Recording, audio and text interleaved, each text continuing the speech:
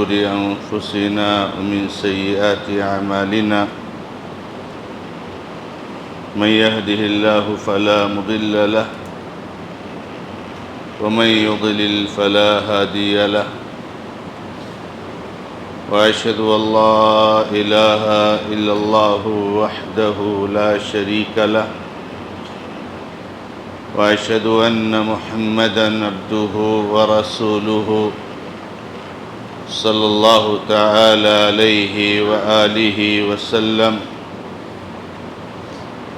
أعوذ بالله السميع العليم من الشيطان الرجيم من همزه ونفخه ونفثه.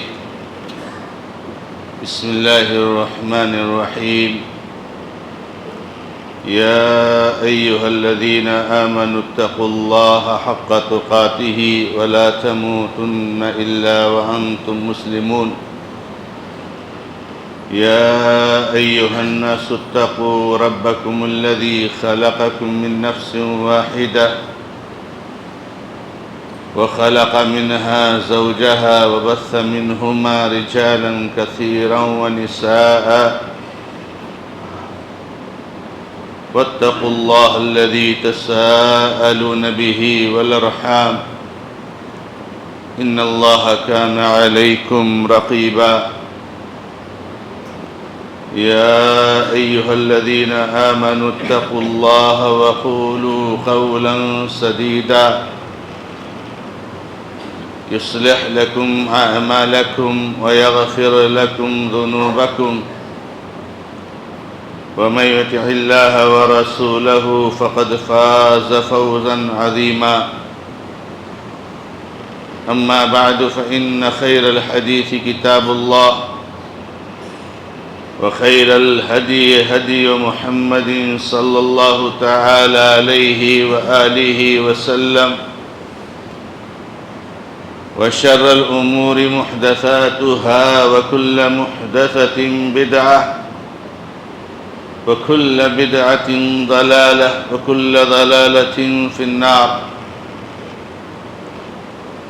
أعوذ بالله من الشيطان الرجيم. بسم الله الرحمن الرحيم. ولقد خلقنا الإنسان ونعلم ما توسوس به نفسه ونحن أقرب إليه من حبل الوريد إذ يتلقى المتلقيان عن اليمين وعن الشمال قعيد ما يلفظ من قول إلا لديه رقيب عتيد.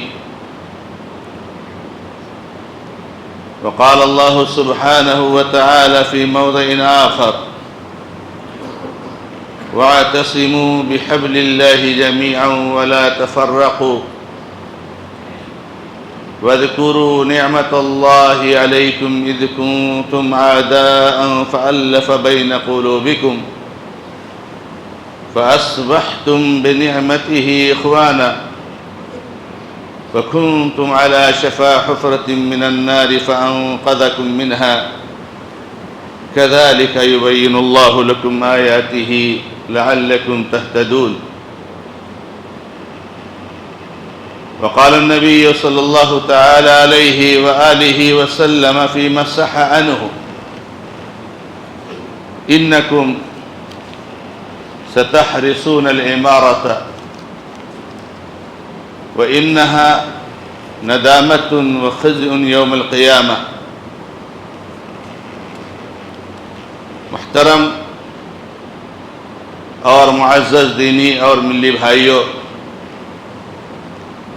بزرگوں، نوجوان دوستوں اور ملت اسلامیہ کی عظیم ماں اور بہنوں، اللہ رب العزت نے ہم انسانوں کو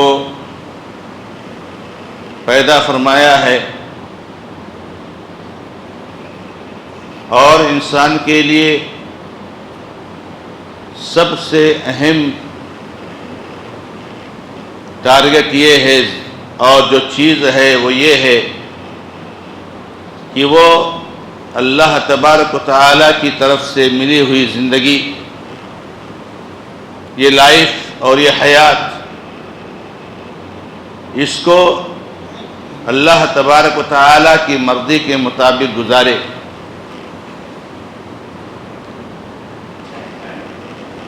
زندگی گزارنے کے لیے رب العالمین نے ہمیں اور آپ کو 2 اصول اور ضابطہ دیا ہے۔ ان 2 اصولوں کو ہمیشہ اپنے سامنے رکھتے ہوئے اور ان 2 اصولوں کی ہمیشہ پابندی کرتے ہوئے کسی بھی شخص کو، چاہے وہ امیر ہو یا غریب ہو، صحت مند تندرست اور بیمار ہو، چھوٹا ہو بڑا ہو، مرد ہو عورت ہو، ہر ایک کی ذمہ داری ہے کہ ان 2 اصولوں کو اپنے سامنے رکھ کر اور انہی کی روشنی میں اپنے قدم کو آگے بڑھائے۔ ان 2 اصولوں میں سے ایک اصل تو ہے اللہ رب العزت نے جو کتاب نازل فرمائی ہے اور اللہ کے نبی محمد رسول اللہ صلی اللہ علیہ وسلم نے جو اس کتاب کی تشریح فرمائی ہے، جس کو ہم اور آپ قرآن اور حدیث کے نام سے جانتے ہیں،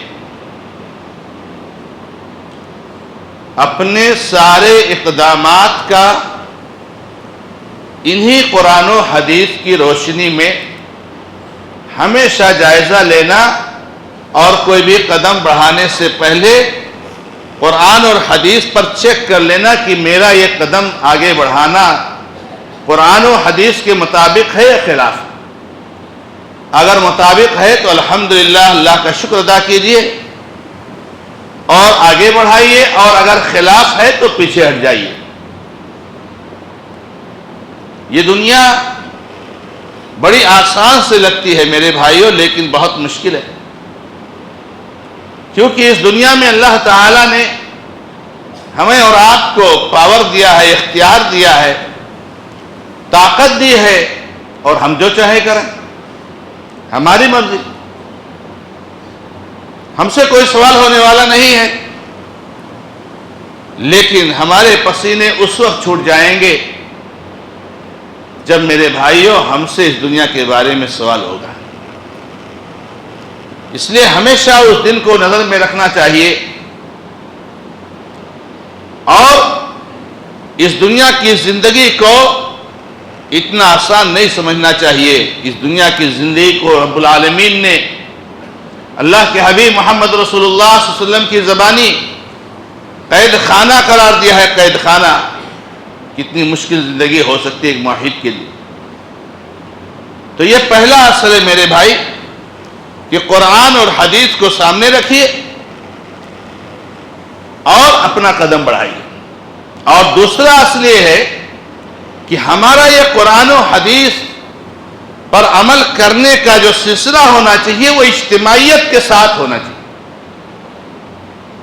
یہ اللہ تعالیٰ کو پسند نہیں ہے کہ آپ ادھر اپنا الگ قرآن و حدیث پر عمل کریں، وہ الگ عمل کریں، آپس میں لڑے اور بھیڑے۔ یہ رب العالمین کو قطعی طور سے پسند نہیں۔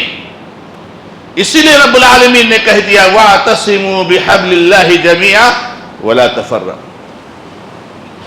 صرف قرآن و حدیث پر عمل کر لینا تھوڑی کافی ہے، اور قرآن و حدیث پر عمل ہو ہی نہیں سکتا جب تک کہ اجتماعیت کے ساتھ ہی معاملہ نہ ہو۔ تو اللہ تعالیٰ نے دونوں چیزوں کو بیان کیا، اللہ کی رسی جو کہ قرآن ہے اور اجتماعیت کے ساتھ جماعتی جذبے اور جماعتی سسٹم نظام کے ساتھ اللہ رب العزت کی کتاب پر عمل کیجیے۔ دنیا میں بہت ساری اجتماعیتیں آپ کو نظر آئیں گی، بہت ساری جماعتیں نظر آئیں گی، لیکن ایسی جماعت جس کے اندر یہ دونوں چیز موجود ہو کہ ایک تو اتحاد و اتفاق ہو، اجتماعیت ہو، اور قرآن و حدیث پر عمل ہو، یہ آپ کو بہت خال خال نظر آئے گا۔ اس لیے پہلے نمبر پر قرآن و حدیث پر عمل کرنا ہے، اور دوسرے نمبر پر اس بات کا اہتمام کرنا ہے کہ اجتماعیت ہمارا ہر حال میں برقرار ہونا چاہیے، گرچہ اس کے لیے بڑی سے بڑی قربانی کیوں نہ دینی پڑی۔ اللہ کے نبی علیہ السلام یہ حدیث ہمیں اور آپ کو معلوم ہے کہ اگر اللہ کے نبی صلی اللہ علیہ وسلم فرماتے ہیں کہ اگر مسلمانوں کا کلمہ کسی ایک پر جمع ہے، ان کا کوئی ایک امیر ہے، ان کا کوئی ایک ذمہ دار ہے، اور اللہ کے نبی صلی اللہ علیہ وسلم فرماتے ہیں اگر کوئی دوسرا آئے اور اس میں انٹرفیئر کرنے کی کوشش کرے، اس سسٹم کو ہلانے کی کوشش کرے، اختلاف اور انتشار پیدا کرنے کی کوشش کرے، نبی صلی اللہ علیہ وسلم فرمایا سیدھا اس کی گردن مار دو۔ یہ کس آدمی کی گردن مارنے کے لیے نبی صلی اللہ علیہ وسلم کہہ رہے ہیں؟ یہ اس آدمی کی گردن مارنے کے لیے کہہ رہے ہیں کہ جس کی گردن اور جس کی زندگی کو اللہ نے یہ فرمایا ہے کہ اگر ایک آدمی کو اگر آپ نے قتل کر دیا تو گویا کہ پوری انسانیت کو آپ نے قتل کر دیا۔ اللہ تعالیٰ نے وہاں پر یہ بیان فرمایا ہے انہ من قتل نفسا بغیر نفس، تو آپ نے کہا کہ فکانما قتل الناس جميعا، ایک آدمی کا خون بہانا پوری انسانیت کو قتل کر دینے کے برابر ہے۔ لیکن اتنی آسانی کے ساتھ نبی صلی اللہ علیہ وسلم فرما رہے ہیں کہ اگر مسلمانوں کا کلمہ کسی پر جمع ہے اور دوسرا اس میں خرابی اور فساد پیدا کرنا چاہتا ہے، اس کی گردن مار دو۔ اس سے آپ اس چیز کا اندازہ لگائیے کہ اجتماعیت کی کتنی زیادہ اہمیت ہے، اجتماعیت کا کتنا بڑا مقام ہے میرے بھائیوں۔ ایک غیر مسلم کی گردن مارنے کی اجازت شریعت اسلامیہ نہیں دیتا، لیکن مسلمانوں کی اجتماعیت جو کتاب و سنت پر ایک ساتھ عمل کرنے کا ان کا سسٹم چل رہا ہے، اس کو ڈیمیج کرنے والے کو گردن مار دینے کا حکم دیتا ہے۔ بہت بڑی چیز ہے میرے بھائیوں۔ تو اجتماعیت یہ اسلام کا دوسرا اصل ہے۔ اجتماعیت کیسے ممکن ہے میرے بھائیوں؟ اجتماعیت کیسے ممکن ہے اس کے بارے میں بھی واضح کیا گیا ہے۔ لا اسلام الا بجماعہ ولا جماعت الا بامیر ولا امیر الا بطاعہ۔ اسلام کا تصور نہیں کیا جا سکتا ہے مگر جماعت کے بغیر۔ جماعت نہ ہو تو اسلام کون سا؟ ساتھ میں تو کہہ دیا اللہ نے بحبل اللہ جمیعا، بحبل اللہ حبل اللہ جمیعا۔ اسلام کا تصور نہیں ہو سکتا ہے بغیر جماعت کے، اور جماعت کا تصور نہیں ہو سکتا ہے بغیر امیر کے۔ ایک ذمہ دار ہونا چاہیے، ایک ہیڈ ہونا چاہیے جو معاملات کو لے کر کے شرعی اصولوں کی بنیاد پر آگے بڑھے۔ لا جماعت الا بامیر ولا امیر الا بطاعہ۔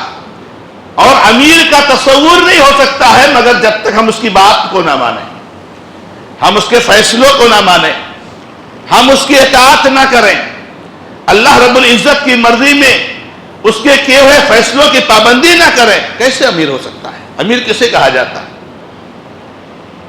تو یہ اسلام بغیر امیر کے، بغیر جماعت کے اس کا تصور نہیں ہو سکتا۔ اور امیر کی کتنی اہمیت ہے، ایک ذمہ دار کی کتنی اہمیت ہے، ہم اور آپ جانتے ہیں کہ نبی علیہ السلام نے فرمایا اگر دو آدمی بھی سفر پہ نکلے چند دنوں کے لیے، چند گھنٹوں کے لیے آپ جا رہے ہیں، تو اسلام کو یہ گوارا نہیں ہے کہ آپ کے سفر میں بھی آپ کا کوئی امیر نہ ہو۔ حالانکہ ایک امیر تو ہمارا ہے ہی، جو ہمارے ملک کا، ہمارے جو ہے کیا نام ہے مرکزی جمعیت کا اور ہماری ضلعی جمعیت کا اور صوبائی جمعیت کا جو ہمارا امیر ہے، وہ تو امیر ہے ہی ہماری مقامی جمعیت کا۔ سفر پہ جا رہے ہیں، دو تین لوگ ہیں، وہاں ایک وقتی اور ٹمپریری سفر کے لیے آپ امیر بنا لیجئے۔ یہ نبی علیہ السلام کی سخت تاکید ہے میرے بھائی۔ تو جماعت کی کتنی اہمیت ہے ہم اور آپ اس کو سمجھیں، اور جماعت کی ذمہ داریوں کو دینے کے لیے بھی ہماری اور آپ کی کتنی بڑی جواب دہی ہے، اس کو بھی ہم سمجھنے کی کوشش کریں۔ بہت ایسا ہوتا ہے بہت سارے موقعوں پر میرے بھائیوں، وہ چاہے کوئی ملکی سیاست ہو اور وہ چاہے کوئی تنظیمی سیاست ہو، کوئی مقامی سیاست ہو، کوئی جماعتی سیاست ہو، اللہ کے بندو اصول ہمیں شریعت اسلامیہ نے ایک ہی دیا ہے۔ صحیح وہی اصول ہر جگہ ہمیں اور آپ کو فٹ کرنا چاہیے. تو جماعت کی تشکیل کیسے ہونی چاہیے، جماعت کے سسٹم کو کیسے جو ہے آگے بڑھانا چاہیے، جماعت کے سسٹم کو کیسے حتمی فیصلہ، حتمی شکل دینی چاہیے، اس کے بارے میں بھی شریعت اسلامیہ نے ہمیں اور آپ کو اصول بتائے. کوئی بھی ذمہ داری دینے کے لیے، کوئی بھی عہدہ اور منصب دینے کے لیے، کوئی بھی کرسی دینے کے لیے، میرے بھائیوں سب سے بڑی ذمہ داری تو ہماری اور آپ کی ہے. جو عوام الناس ہیں، جو ذمہ داران کو بناتے ہیں، جو ذمہ داران کو متعین کرتے ہیں، ہم سمجھتے ہیں کہ جس ذمہ دار کی گردن پھنسی ہوئی ہے، اس سے پہلے اس کے ذمہ دار بننے سے پہلے تو ہماری گردن پھنسی ہوئی ہے میرے بھائی. یہ چیزوں میں دوستی نہیں چلتی ہے، ان چیزوں میں سیاست نہیں چلتی ہے، ان چیزوں میں رشتہ داری نہیں چلتی ہے، ان چیزوں میں پیسہ اور دولت نہیں چلتی ہے، ان چیزوں میں دعوتیں اور پارٹیاں اور کھانا اور کھلانا یہ چیزیں نہیں چلتی ہیں. یہ اسلام میں نہیں ہے میرے بھائیوں کہ آپ کا قریبی رشتہ دار ہے آپ اس کو ذمہ دار بنا دو، آپ کا کوئی جگری دوست ہے آپ کو اس کو عہدہ دے دو. بہت بڑی امانت ہے میرے بھائیوں، بہت بڑی ذمہ داری ہے میرے بھائیوں کہ ہم کسی چیز کی ذمہ داری کسی کو دینے کے لیے کس طریقے سے ہم جو ہے آگے بڑھیں اور کس طریقے سے ہونی چاہیے. شریعت اسلامیہ میں ذمہ داری دینے کے لیے جو اصول بتائے ہیں، عام اصول بتا دوں آپ کو، وہ 3 ہیں میرے بھائیوں. سب سے پہلے نمبر پر ہے جو یوسف علیہ السلام نے کہا تھا انی حفیظ علیم. حفیظ ہونا چاہیے اور علیم ہونا چاہیے. یعنی میرا رشتہ دار ہے، اگر وہ ان اوصاف سے متصف نہیں ہے، اگر میں رشتہ داری کی وجہ سے اس کی تائید کرتا ہوں تو میرے بھائیوں میرا یہ رشتہ دار اس کا جب مستحق نہیں ہے میں نے تائید کی، میں مجرم ہوں میرے بھائیوں. یہ کوئی کھیل کھلاڑی نہیں ہے اللہ کے بندوں، یہ کوئی کھلونا نہیں میرے بھائیوں، کوئی کرکٹ کا میدان نہیں ہے کہ چلو ان کو کیپٹن بنا دو، چلو ان کو وہ بنا دو. یہ ایک بہت بڑی ذمہ داری ہے مسلمان کی. حفیظ ہونا چاہیے. حفیظ کا مطلب کیا ہوتا ہے؟ امانت دار ہو، حفاظت کرنے والا ہو، جماعت کی، گاؤں کی، سماج کی. کس چیز کی حفاظت کرنے والا؟ ان کی دین کی حفاظت کرنے والا، ان کے عقیدے کی حفاظت کرنے والا، ان کی تعلیم کی حفاظت کرنے والا، ان کی عزت و ناموس کی حفاظت کرنے والا. یعنی وہ جماعتی ترقی اور جماعتی استحکام کے لیے وجہ باصلاحیت انسان ہو، اس کے اندر وہ گر ہو، اس کے اندر وہ مہارت ہو، اس کے اندر وہ خوبی ہو کہ وہ جو ہے اس کو جماعت کو ترقی کے راستے پر لے جا سکتا ہے. اور علیم کا مطلب یہ ہے کہ علم والا.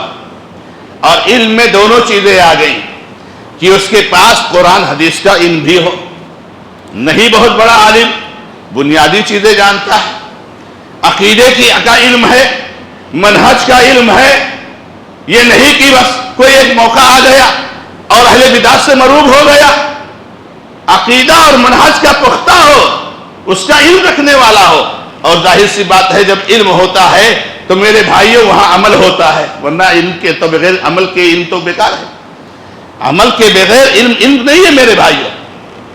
عمل ہونا چاہیے، یعنی اس عقیدے پر جمع ہونا چاہیے، دین کے فرائض کا اہتمام کرنے والا ہونا چاہیے، اور جو ہے ان کو جو ہے علم رکھنے والا ہونا چاہیے. تو معلومات ہو، علم ہو اس کے پاس، تو ایک تو صلاحیت ہو اس کے پاس، طاقت ہو اس کے پاس نشاط ہو، اس کے پاس خیرخواہی کا جذبہ ہو، اور دوسرے اس کے پاس علم ہو اور عمل ہو. اب ظاہر سی بات ہے میرے بھائیوں کہ کوئی فرشتہ تو نہیں ہو سکتا ہے، کوئی فرشتہ تو نہیں ہو سکتا ہے، ورنہ تو نہ کوئی جماعت بنے گی، نہ کوئی جمعیت بنے گی، نہ کوئی عہدہ کسی کو دیا جا سکتا ہے کہ ہم سوچ لیں کہ بھائی کس کے پاس علم ہے اور کون جو ہے نیک ہے اور متقی ہے اور پرہیزگار ہے. تو اب کل بنی آدم خطا، ہر بنو آدم سے غلطی ہوتی ہے، ہمارے سامنے جو لوگ ہیں، ہمارے سامنے جو احباب ہیں، ہماری نظر 10 لوگوں پر جا رہی ہے، ہماری نظر 5 لوگوں پر جا رہی ہے، ان 5 میں جو سب سے بہتر ہو. فرشتے کو منتخب کرنے کے لیے نہیں کہا جا رہا ہے آپ کو یہ کہا جا رہا ہے کہ ہمارے سامنے 5 لوگ ہیں جن کو ہم سمجھتے ہیں کہ ہماری جماعت کے لیے مفید ہیں. 5 لوگ ہیں، 5 میں کون زیادہ بہتر ہے، کون زیادہ اچھا ہے، ہماری اپنی امید اور ہماری اپنی جو ہے کیا نام ہے اندازے کے مطابق. باقی آگے کیا کریں گے، کیا ہو جائے گا، اس کا مسئول آپ نہیں ہیں میرے بھائیوں. آج آپ کے اندر اخلاص ہونا چاہیے، آج آپ کے اندر اللہ کا ڈر ہونا چاہیے، آج آپ کے اندر اللہ کا خوف ہونا چاہیے.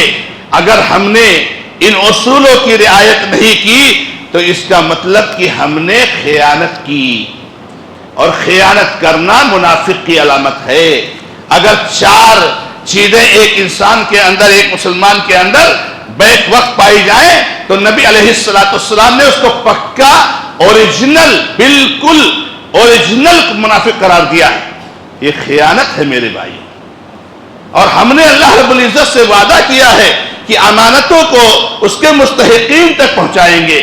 اس لیے کبھی بھی کسی بھی جو ہے کیا نام ہے عہدے اور منصب کے لیے قطعی طور سے رشتہ داری کو سامنے نہ لائیے، کبھی دوستی کو سامنے نہ لائیے، کبھی جو ہے کیا نام ہے پیسے اور دولت اور مال کو سامنے نہ لائیے، کبھی اور کسی چیز کو سامنے نہ لائیے. آپ جس کو بہتر سمجھ رہے ہیں اس کو دین اور جو ہے اللہ نے جو اوصاف بیان کیے اس کے اعتبار سے آپ اس کی تائید کر دیجئے. آپ کامیاب ہوں گے، نہیں کامیاب ہوں گے، اللہ تعالیٰ آپ کو اس کا بھی مسئول نہیں بناتا ہے. اللہ تعالیٰ آپ کو اس کا بھی مسئول نہیں بناتا ہے میرے بھائیوں. جس کو سمجھنا ہے اس کی تائید کر دیجئے. یہ ہماری اور آپ کی سب سے بڑی ذمہ داری ہے میرے بھائیوں. اور ایک تیسری صفت جو اس کے اندر پائی جانی چاہیے، جس کو ہم ذمہ دار بناتے ہیں، یہ دھیان میں رکھیے گا. اور معذرت کے ساتھ چونکہ اس باب میں بہت زیادہ حدیثیں اس تعلق سے مروی ہیں، اس لیے کچھ حدیثیں آپ کے سامنے پیش کرنا ضروری ہے. تیسری صفت کسی عہدے اور منصب پر کسی کو لانے کے لیے یہ ہے کہ وہ شخص اس عہدے کا خواہش مند نہ ہو، اس کا حریص نہ ہو، اس کا لالچی نہ ہو. وہ نہ چاہتا ہو اس عہدے کو، لوگ چاہتے ہوں گے کہ ہمارے گاؤں کے لیے مناسب ہے، یہ ہماری جماعت کے لیے مناسب ہے. وہ نہیں چاہتا ہے. انسان کیسے چاہے گا بھائی؟ میں سوچوں کہ میں بہت اچھا ہوں اپنی قوم کے لیے، بہت بھر خیر خواہ، یہ تو تواضع کے خلاف ہے میرے بھائی. یہ تو جو ہے کیا نام ہے تکبر اور تعلی کی بات ہو جاتی ہے. لوگ سوچیں اس کے بارے میں کہ ہماری جماعت کے لیے بہتر ہے. تو دیکھیے اللہ کے نبی علیہ السلام کے بارے میں ایک تو ابو موسیٰ اشعری رضی اللہ تو کہتے ہیں کہ میں اور میرے 2 چچا زاد بھائی وغیرہ تھے، ان کے ساتھ گیا تو اللہ کے نبی علیہ السلام سے ہمارے چچا زاد بھائیوں نے کہا کہ نبی علیہ السلام کچھ عہدہ اور منصب ہم لوگوں کو بھی دے دیجیے. اتنے سارے آپ گورنر بھیجتے ہیں، عامل الصدقہ بھیجتے ہیں، زکوٰۃ وصولنے کے لیے بہت ساری ذمہ داریاں دیتے ہیں، تھوڑا ہم کو بھی دے دیجیے. اللہ کے نبی علیہ السلام نے فرمایا ان واللہ، اللہ کی قسم، ہم یہ منصب، یہ عہدہ کسی ایسے شخص کو نہیں دے سکتے ہیں جس نے اس کا ڈیمانڈ کیا یا جس نے اپنے اندر اس کی لالچ رکھی. دیں گے ہی نہیں. اس شخص کو کوئی منصب اور عہدہ دینا جائز نہیں ہے جس کے دل میں خواہش ہو، جو ڈیمانڈ کرتا ہو، جو لوگوں سے کہتا ہو کہ مجھے ذمہ داری دو. وہ ذمہ داری کے لائق نہیں ہے، اس کو قطعی طور سے ذمہ داری نہیں دینا چاہیے، اس کو عہدہ نہیں دینا چاہیے میرے بھائی.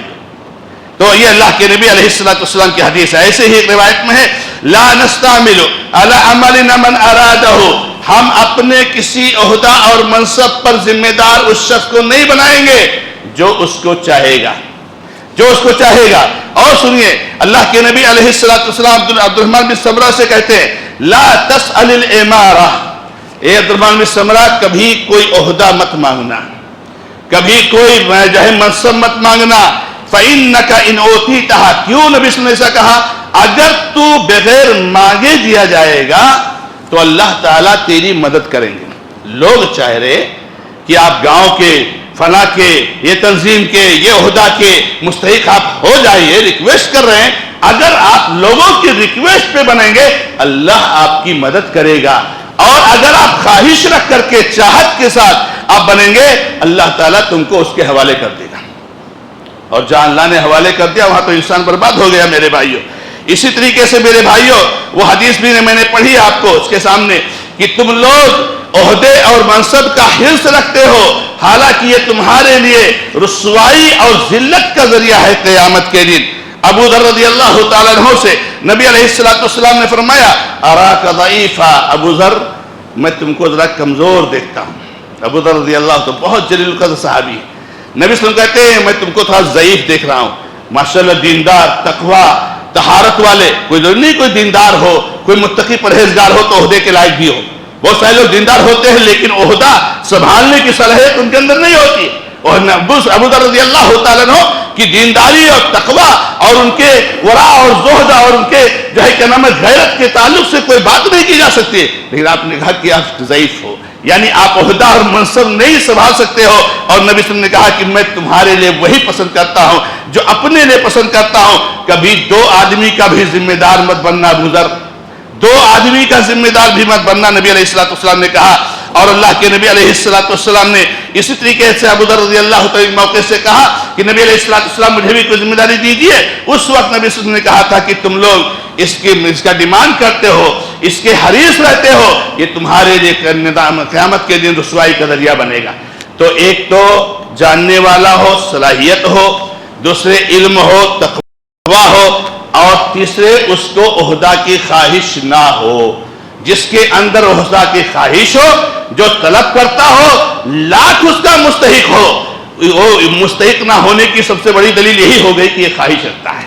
ایسے لوگوں کو جو ہے کیا نام میرے بھائیوں نے دینا چاہیے۔ اور آخری بات جو کہنا چاہوں گا کہ اللہ کے بندو آپ نے اپنی ذمہ داری ادا کر دی، اگر آپ کا کوئی ساتھی آپ کے رائے کے خلاف جاتا ہے تو میرے بھائیوں اس کو بھی حق ہے جانے کا۔ اب اگر اس نے کچھ کوتاہی کی ہے تو اللہ رب العزت کے ہاں مسئول ہوگا، لیکن اس دنیا میں میرے بھائیوں محبت، پیار، اجتماعیت، شفقت، خیر خواہی یہ ہمارے اندر ختم نہیں ہونا چاہیے۔ ہمارا جو تعاون کا جذبہ ہے، ہمارا جو جماعتی نظام کا جذبہ ہے، ہماری جو آپس میں جو اتحاد اور اتفاق کے ساتھ دینی اور سماجی مسائل میں ایک دوسرے کا تعاون کا مسئلہ ہے، اگر آپ کو کسی نے سپورٹ نہیں کیا آپ اس سے غصہ ہو جائیں، ناراض ہو جائیں، آپ نے کسی کو سپورٹ نہیں کیا وہ آپ سے غصہ ہو جائے، میرے بھائیوں یہ اسلام میں جائز نہیں ہے۔ مسلمان کسی معاملے میں اختلاف رکھتے ہیں لیکن وہ اس مسئلے کے بعد فوراً بعد ان کا دل مل جاتا ہے اور وہ آپس میں بھائی بھائی بن کر کے رہتے ہیں۔ یہ اللہ رب العزت کی بہت بڑی نعمت اور دولت ہے کہ اللہ تعالیٰ نے ہمیں اجتماعیت کی توفیق عطا فرمائی ہے۔ جب یہ نعمت ہمارے سروں پر ہے، اللہ نے ہمیں دیا ہے، تو ہمیں اس کی قدر کرنی چاہیے اور کبھی بھی اپنے اندر اختلاف، درار، کینہ، کپٹ، دشمنی یہ قطعی طور سے نہیں آنی چاہیے۔ یہ مسائل تو آتے رہتے ہیں اور یہ ہوتا رہتا ہے لیکن ہمارے دلوں میں کبھی اختلاف نہیں آنا چاہیے۔ اللہ رب العزت سے دعا کرتا ہوں کہ رب العالمین ہمیں اور آپ کو سب کو شرعی اصول اور ضابطے کے مطابق جماعتی ذمہ داریوں کو ذمہ داروں تک پہنچانے کی توفیق عطا فرمائے۔ بارک اللہ لی ولکم فی القرآن الکریم ونفعنی وإیاکم بالآیات والذکر الحکیم انہ تعالی جواد کریم وعلیکم رؤوف رحیم۔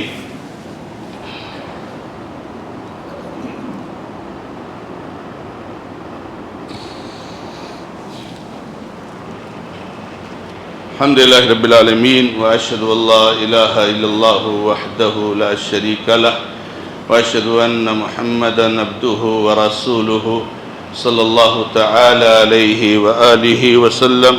اعوذ باللہ من الشیطان الرجیم، بسم اللہ الرحمن الرحیم۔ ان اللہ وملائکتہ یصلون علی النبی یا ایہا الذین آمنوا صلوا علیہ وسلموا تسلیما۔ اللہم صلی علی محمد وعلی آل محمد كما صليت على إبراهيم وعلى آل إبراهيم إنك حميد مجيد۔ اللهم بارك على محمد وعلى آل محمد كما باركت على إبراهيم وعلى آل إبراهيم إنك حميد مجيد۔ ربنا ظلمنا أنفسنا وإن لم تغفر لنا وترحمنا لنكونن من الخاسرين۔ ربنا آتنا في الدنيا حسنة وفي الآخرة حسنة وقنا عذاب النار۔